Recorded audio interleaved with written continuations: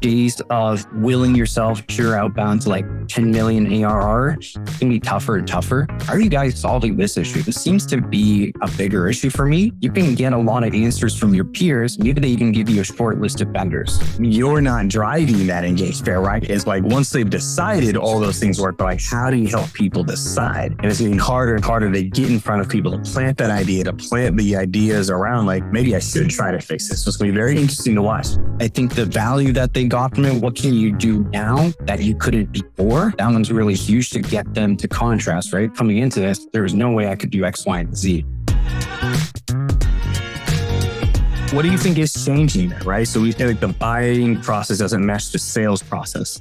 How so? And what do you think needs to change? So we'll come back to part two in what terms of what marketing you can learn from sales. But like you touched on that briefly. Let's talk through that. Like, what are you seeing changing? How are they misaligned? I think the days of willing yourself pure outbound to like 10 million ARR can be tougher and tougher. Now, and especially across like the past year and a half, the rise of communities and having access to your peers, that's the number one most trusted source now, right? I'm going to go into a Pavilion, a Reckies, TV's Patreon and say, hey, how are you guys solving this issue? This seems to be a bigger issue for me. You can get a lot of answers from your peers. Maybe they even give you a short list of vendors. That's now who I'm going to check out. I think I'm guessing it still happens, but gone are the days where it's like, capture my email and you're going to nurture me across 20 steps to the point where I'm like, oh, that's a really good point. Now I'm ready to buy. I think no longer are people going to buy that way. And that's kind of how we're going about doing outbound sales, right? I think your organization is probably a lot different, right? Educating, leading with value, maybe something that they hadn't thought about. That's a lot different, but I think it's just like nurturing them and getting the touch points in place, that's not going to lead me any closer to a purchasing decision. And that's what I saw change, right? Like this pure activity focus, let's go and spray and pray. Maybe that worked in the past. I mean, I don't know if it ever worked, but that's really what I see being a lot different, where they have the access to their peers, right? I can hop on a Zoom with you, whereas before maybe we'd have to go to a local meetup. Just getting that access to peers and communities and starting there first. I don't need to, basically the demo's like the last step, right? Where we're typically trying to make the demo the first step in sales. So that's what I see. I think gone are the days of nurturing people through email to point of purchase. Now buyers are looping, like you mentioned. I think, yeah, once they hear something enough times from their peers, that's when they're like, okay, I'm going to check this out, or it's probably to keep big enough that now I'm going to go out and do some research on my own to see what I can do. I think it's key, right? I think that's one of the things that's going to be very interesting over the next 3 to 4 years is like, I believe all those things are true, but what's going to make it hard for a lot of companies is you can't grow as fast that way.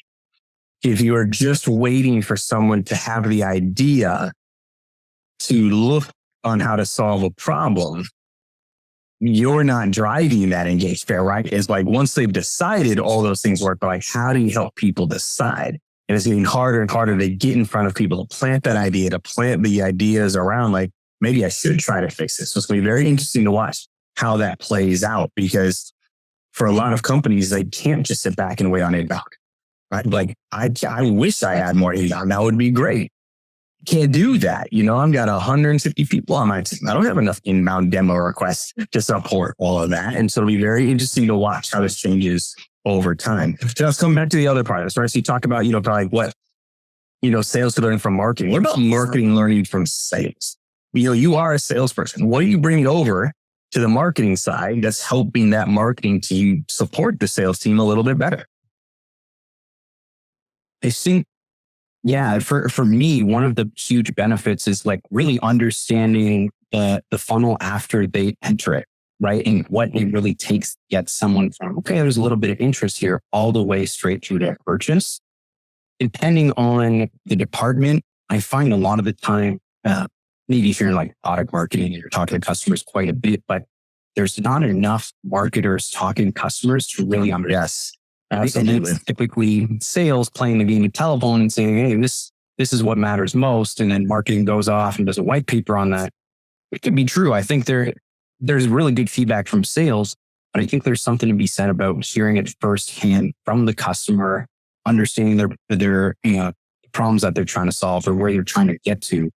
I think that's a pretty key thing. And you know what? I think a lot of marketers are starting to do that. I've heard a lot of, Dave Gerhardt talks about like was even on gone calls and things like that, right? So you can actually hear directly from the customer rather than gating it and having different people tell you, hey, this is what the customer said. Mm-hmm.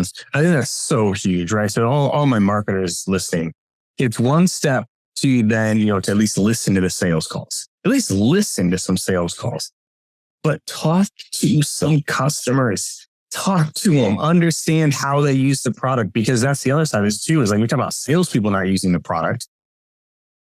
How many marketers use their product? Right? Yeah. Like it's even a smaller amount there that actually use it. They might benefit from it. They don't necessarily use the product day in and day out.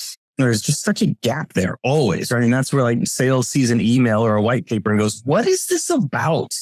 Like, who did you talk to think this was a good idea? And so like, what are some things that they should talk to the customers about? Let's give them like a little framework or idea of like, okay, cool. They need to talk to customers. What do I ask them? Yeah, and you have like great resources on your Patreon for this, by the way. I remember I was going through like a customer interview list. Let me see if I can rhyme some off the top. I think one that you had that was really great. How would you describe our product or service to somebody in your position? That right there should be like your positioning, right? Hear how your end user is explaining your product or service to another end user. That's money right there. I think trying to get what led them to that buying trigger, right? What was it? A report they ran? Was it a peer community? And let's say it was a community, okay, the community is that so I can learn a little bit more, because now you really want to understand where your buyers are getting information in order to trigger that buying journey. So any questions around that, I think is great. I think the value that they got from it, what can you do now that you couldn't before? That one's really huge to get them to contrast, right? Coming into this, there was no way I could do X, Y, and Z. Now I don't even think about that. It's not even an issue for us. So those are the couple ones that come to mind, but I know you have a ton on this too. What do you typically ask? Well, before I go down what I would ask, I'm going to go one step further because you're the marketer. So you've asked those questions. How should you use them? Because that's the next level. Like, okay, so I asked those questions. What should marketers do with what they learned from those conversations? Yeah, I mean, ideally find a framework that you can feed that feedback back to sales and say, hey, by the way, I know we were talking about this being a huge thing. We just did 10 customer interviews and 8 of them came in for this reason. So I think we should really start highlighting that in our demos, right? Of like, this is what seems to happen. I know you do a great job of this too, where like when you're building your outbound program, you go to the marketing leader and you're like, what are the top things that they're clicking into, right? So you can start to frame. It's almost a validation of like, okay, this seems to be what they care about. How do I now convert that to my outbound messaging? What else can they do? I think video testimonials are huge, right? Especially if you cover that. If a buyer can learn from one of their peers over a sales rep, they have way more credibility than a sales rep ever would, right? Partly because we talked about as a sales rep, you probably never have done the job, or you probably have never used the service that you're about to sell to the person that's doing the job. So I think any resources that you can equip your sales team with to say, hey, take it from me, take it from this expert in your industry, that's going to carry a lot more credibility. But to me, I don't know. I always found like the buying triggers fascinating to really get into that. Well, that's probably more of a personal preference of like, the heck got them to say, hey, I need to fix this problem.